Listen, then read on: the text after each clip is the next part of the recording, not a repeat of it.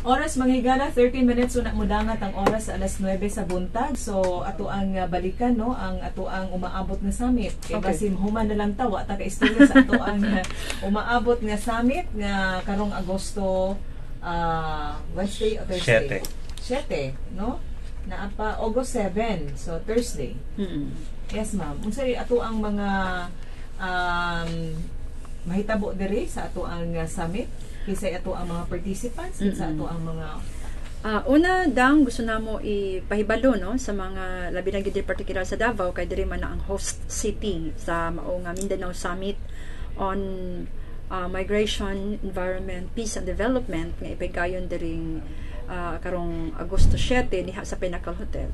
Kini siya nga summit usa ni siya ka culmination sa gihimo nato nga regional consultations. Dunay 5 ka consultation gihimo nato Caraga, Sorsogon, Lanao, Davao City and ARM, no? So dinha sa maong 5 nagatumbok ta dito unsa mga region specific migration issues.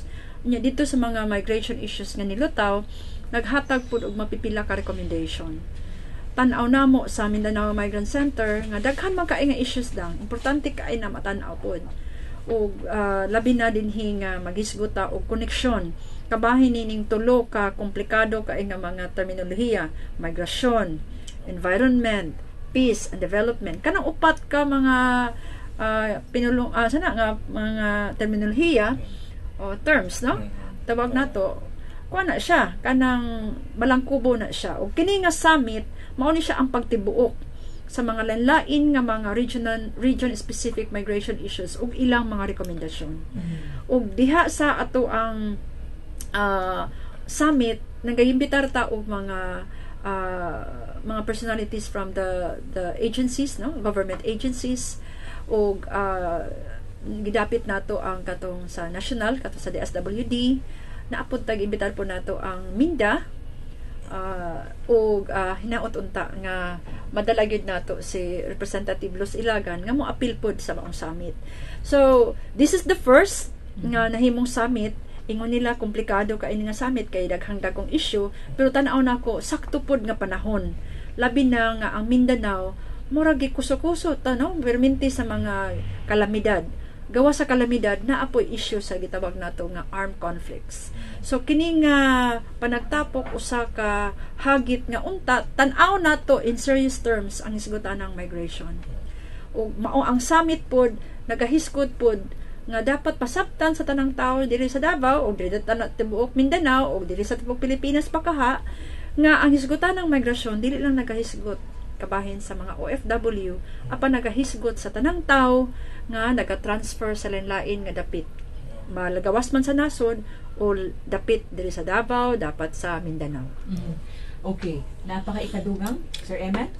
Sa dugang lang siguro sa gisulti ni Noridang ang ginapasabot nato dinhi kay isa sa mga pangutanang nga na-raise during the press conference how come usa ka migrant workers focus nga NGO nag-double man into environment, peace and development. Ang ginasulti namo sa Mindanao Migrants dili man mi eksperto no sa isgutan ng exclusive nga environment, peace or development apan sa pakig-engage namo sa lain-laing stakeholders, partners, both NGO and civil society organizations nagagawas gyud nga tema nga murag isa sa connecting line no cross-cutting nga issue sa migrasyon ang environment, peace and development. In brief, nagawas pod sa amo ang regional consultations nga tungod sa konteksto sa environmental situation, peace situation and development situation din sa Mindanao, ang mga tao, ang katawhan, communities are forcibly displaced.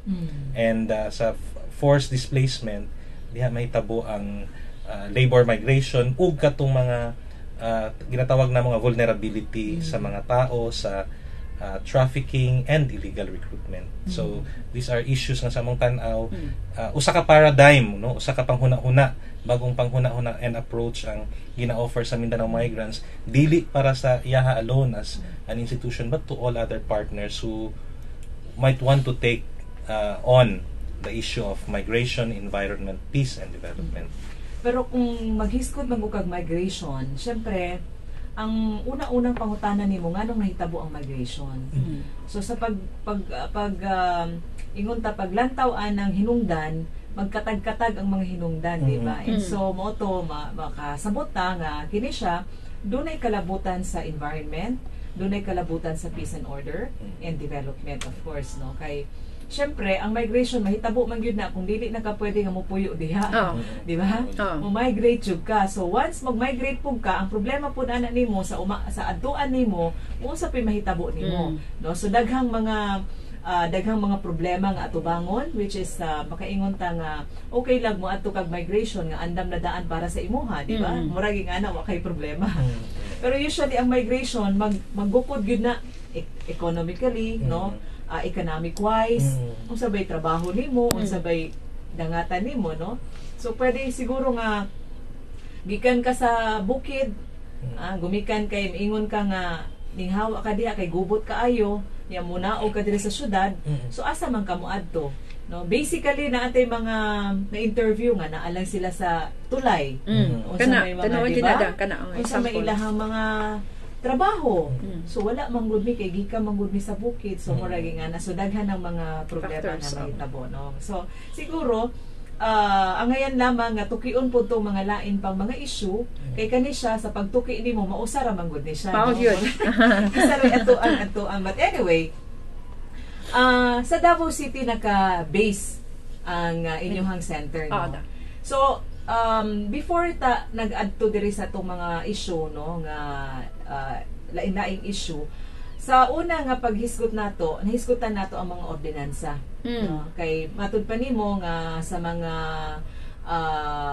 OFWs nagi-abandon na ilahang mga anak diri, dili nato makuan because wala tay balaod jud, no? So are you contemplating on, like for example nga magduso mo og kanang mga kuan sa mga councilors nato para sa usa ka maayong ordinansa nga para maka tubag ni ining maong mga problema? Gwapo na nga pangutana da. Una, gusto na ko ipahibalo nga diri sa Davao City na atay OFW ordinance. Na-approve ni siya atong 2008, April 10, no? 2008. Og malangkubon ka ini siya, pero ang problema ani karon diri kay wala pa naduso gid implementing rules and regulations. So medyo makanayong hagit ni sa tuwa, although aktibo ta naga-participate ihadang, pero medyo ayusonon pa nato dinha. So sa mga issues particularly sa abandonment, gihuna-huna gid ng center nga moduso, no, o usa ka resolution dinha sa konseho sa Davao, magsugod tag lokal kay naa man diri ang documentation nato sa Davao nga unta tan-aw ni sa local government kining mga nagadag-ang hiap sa atong abandonment. Kini ato ang datos gamay ra kaini. In fact, naapoy datos ang Integrated Gender and Development. Siguro mas labaw pa sa MUA, no? Ang uwa na apod sila ilaha. So kung imo na iadtan daghan kaayo, so dapat tan-aw ni siya o unsaon nato ni siya. Tama kaayo dang mas maayo nga iduso pod sa gobyerno kung unsa ilang tan-aw ani ug mas maayo ma-translate ni pinaagi sa usa ka balaod. So sa ilahang sa mga gina-cater ninyo karon, ma'am, unsa poy kanang ingon ta nga kumbaga ilahang role pod o ilahang responsibilidad, like for example sa inyong mga kliyente sa mga OFWs, like kung inyong maserbisyohan, doon na ba sila like for example membership fee or humuraging no, wala man po. Okay. Wala gidang, no, katong mga gitawag nato nga mga client partners na nga doon sa center, libre ni siya. Libre ni siya. Ang ato alang gusto na nga ipang-awhag sa ilang, dapat maglig-on sila, no? Kay kung kitahay mo duso sila kaso, dapat kabalo sila asa sila paingon. Para ba problema, ma'am? Unya, ang ikaduha sab, gipaningkamutan namo sila nga mabuo sa usa ka organisasyon kasi mudako man ang tingog nila, mas lig-on ang tingog kung naa sila organisasyon. So naa sila mga gagmay nga mga akaakuhan po dinha sa organisasyon kay di po sila pwede nga kuan lang. Pero kung hisgutan ng financial, wala sila angay una-una. So, ang serbisyo is free talaga. Free yun. Bisan pa. Counseling, legal, medical. Naputay gamay nga livelihood para sa ilang. So, katulad ang ato ang kuan kaganina, inako kay mas maayo nga masabtan nila nga kining maong mga serbisyo libre. Oo. para di po sila magduha-duha o Oo. kani. Kasi mingo na po sila basi muduol ta diha na ay mga Bayad, bayad, oo, especially oo. kung legal ang hisgutanan. Na-mention nimo kaganina ma'am no nga kinahanglan maglig-on. Because sa dugay-dugay nako nagkuan kani bitawng naga-cover sa POEA. Problema gyud nila kana bitawng naanay kaso nya mo atras kay makig-settle na lang. Kana siya. Di ba? So mao na ang problema po sa POEA nga dili po sila kaduso. Gumikan kay mismo ang ning reklamo Resistance. mo atras man, no? Mm-hmm. Like kung naay mga recruitment agency nga murag naka himo og illegal nga mga transaction sa ilaha, murag dali ra pug kaay sila Tinuod yun na. kumbensihon nga unsa man maski ipadayon ni nato ora man gihapon ang dangatan nga di man gihapon. So murag ging ana no, siguro ka nang more on maedukar kahata no sa mga tinuod yun na siya dang ka dakong parte sa trabaho namin na ng Migrant Center katong pag edukar kanila no kaya kung naay mo anha din ha sa opisina nga modulhog og mga kaso dili na mo ginatan-aw nga ang ultimatum ni ana nga tubag ang legal. Kay kabalo mi amo gyud pasabtunda nga ani ang proseso sa legal nga pamaagi unya na apoy mga counter reaction. So dili ni siya pwede nato nga sulbaron nga karon nagistorya ta sulbad na ni pagkahuman no taas kaayo. So kinahanglan jud ni siya o pasensya nimo nga parte pagsabot no sa tibuok cycle sa panglegal nga proseso ug ikaw mismo imong emotional kasi katubang na imong bana no katubang na nimong bana sa isulti kaya ba na imo ni absorb o sa mga epekto ni so kana ang among gina-edukar gyud sa ato ang mga client partners bisan katong dili abandon katong ma-engage o katong labi na illegal recruitment kay daghan kay hulga no sa illegal recruitment ug trafficking so kana siya among ginatabangan sila nga magbalig-on no nga kay sila magyud na mintas kita nagatabang pero sila na ang nagatindog sa mao nga mga kaso nga ilahang gidulog sa tuwa. Yes, Sir Eman. Pero mo add po dito kay it's a nice observation po nimo dang no nga sama sa experience nato in kanang mga desistance no nga cases sa mga kababayen-an nga biktima sa violence, gender-based violence.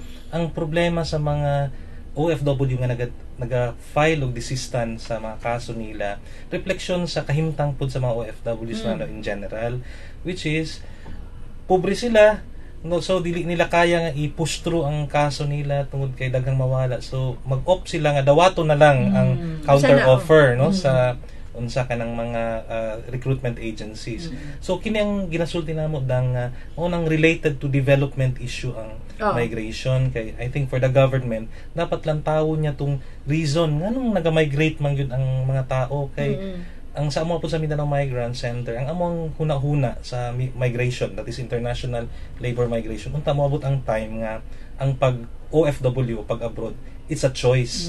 Dili tungod kay forced ka to decide on migrating tungod kay wala kay makuha or wala kay opportunity sa imong kaugalingong nasod. Wala kay choice kung dili mo abroad na lang dito. Okay. Ma'am, alas 9 na gyud in punto so siguro balikan lang natong schedule sa atong summit.